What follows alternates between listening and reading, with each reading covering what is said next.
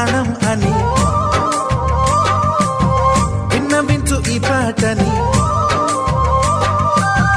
నువ్వు నా ప్రాణమని విన్నవించు ఈ పాటని.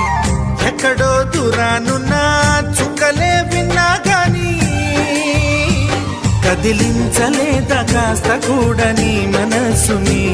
పరదాలు దాటి ఒక్కసారి పలకరించవేమి.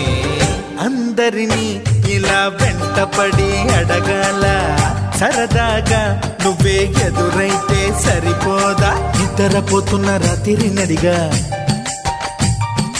గుడికి చేరిన గువ్వల నడిగా